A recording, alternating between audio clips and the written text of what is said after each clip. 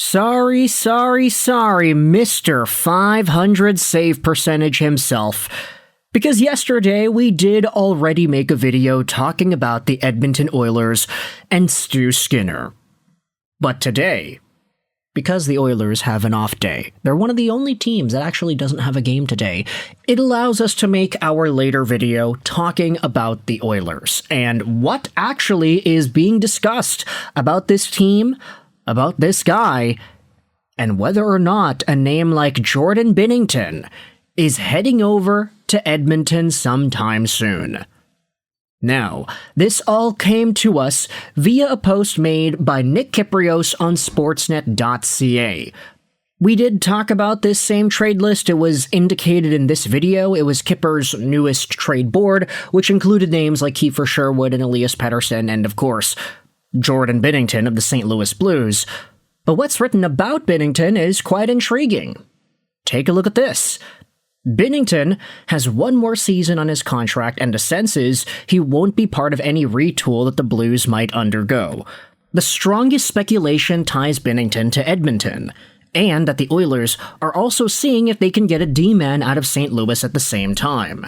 That potential deal would be most likely built around Stuart Skinner going back to St. Louis to team up with Joel Hofer. And that doesn't necessarily indicate that a guy like Colton Parayko specifically is going to go over to Edmonton, but hey, Jesse Corville-Lynch did go out there and put his name in the tweet, and a lot of people went out there and ran with it. So a D-man out of St. Louis, could Colton Parayko be that guy? 32 years old, 6'6", 229, a right-handed D-man, a guy who probably is an improvement in Edmonton on that right side. He's got 7 points in 23 games this season. He's on pace for 25 points over a full 82. A big decline from the 36 points he had in only 64 games last year. Parayko also had 16 goals. I mean, do the math over a full season. 16 divvy 64 times 82. The guy was on pace for a 20-goal season as a D-man last year. And he was a point per game for St. Louis in their Stanley Cup playoff run there.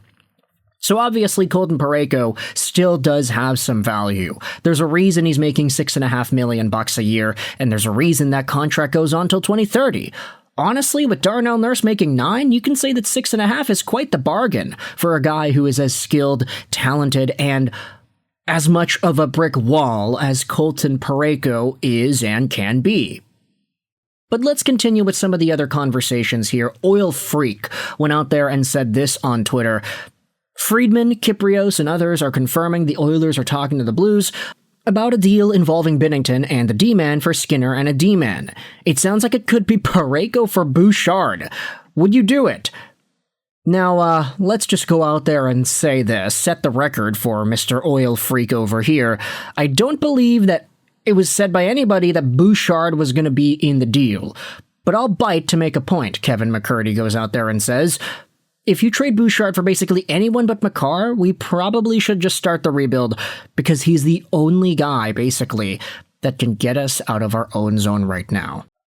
And yeah, I'd probably agree with that sentiment. The Oilers are not trading away Bouchard. As much as I personally like to dunk on the guy, he is very talented, and trading him away would be making the problem in Edmonton worse, not better. Colton Parayko, though, does seem like a name that I think could get some conversations going. You had Tyler Yaremchuk going out there and saying this, it's the correct way to view the Binnington and Skinner rumor, because Paul Vetchkin went out there and said this, that, hey, this is about the only way the Oilers could realistically downgrade in net and make their cap situation worse. Jordan Binnington, though, this season, he has an .880 save percentage and a .313 goals against average, 5-5-4 record in 15 games played, and if you head over to moneypuck.com and take a look at some of the goaltending statistics this season, you'll see that Jordan Binnington has been one of the worst goalies in the league in terms of goals saved above expected. He is right there, 4th last in the National Hockey League. He has let in 6 more goals that he probably should have saved. And when you look at some of these other numbers, percentage of expected goals saved above average, I mean, Jordan Binnington is all the way down there. He's got a -16.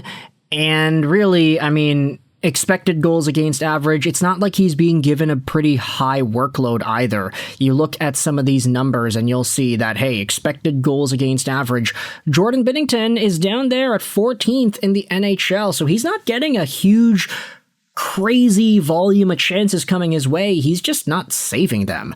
And in terms of wins above replacement, I mean, Jordan Binnington is 4th worst in the National Hockey League. Make no mistake about it, this guy's been bad this season. And interestingly enough, if you paid attention to that list of goaltenders around the National Hockey League, you would notice that Stu Skinner actually wasn't on the list of worst goaltenders doing some of the worst things, even though his save percentage is at .878, which is technically worse than Jordan Binnington and his .880. What this essentially means is, hey, the coach and the defense guys, they're correct. Defense has been letting the Edmonton Oilers and the goaltending down. The only problem is the goaltending in Stu Skinner and Pickard is not good enough to make up for the lack of defensive stability and actual execution there. St. Louis isn't really giving Jordan Binnington the most difficult chances against, and Jordan Binnington is still dropping the ball, which is why some of these advanced analytics say that Binnington is a much worse goalie than Skinner. Just imagine if Binnington was playing off against some of the terrible chances that Edmonton defenders are giving to their goaltenders in net right now. This is why it would be seen by some, like Tyler Yaremchuk himself, that, hey, this would be a pretty big downgrade for the Edmonton Oilers if they were to get a guy like Binnington onto their team. Let's go out there and take a look at another tweet here. Jason Gregor, who also does stuff for the Edmonton beat. He does daily faceoff work, and he's on Sports 1440. Binnington has a minus 10.3 goals saved above expected this season. He ranks 74th out of 75 goals in goals SAX, whatever that means, via ClearSight Analytics. His expected save percentage is minus 3.2%, which works out to allowing 3.2 more goals every 100 shots. If you are buying on Binnington, you have to buy low. The Four Nations last year was 4 games. You can't use that as the reason you overpay. And make no mistake about it, Jordan Binnington's Four Nations was really good. He had himself a .907 save percentage in 4 games, 237 goals against. He was ice cold in the final game. And there were a lot of people going out there and saying, yeah, Jordan Binnington has essentially confirmed his spot as Team Canada's starter at the Olympics with his performance at the Four Nations.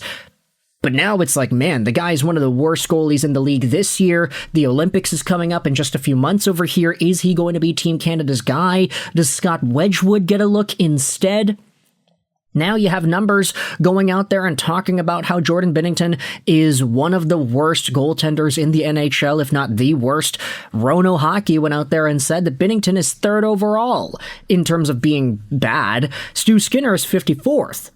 The numbers are heavily in Skinner's favor, so even though it does seem like there is some sort of a Skinner for Binnington move that could be on the horizon, maybe a guy like Colton Parayko heads over to Edmonton too, it doesn't look like a deal that would actually slam dunk give the Oilers an improvement based off of how these guys are playing right now.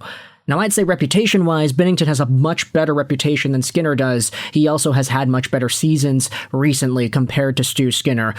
But Binnington is prone to having bad years. He kind of has a good year, bad year pattern going on here.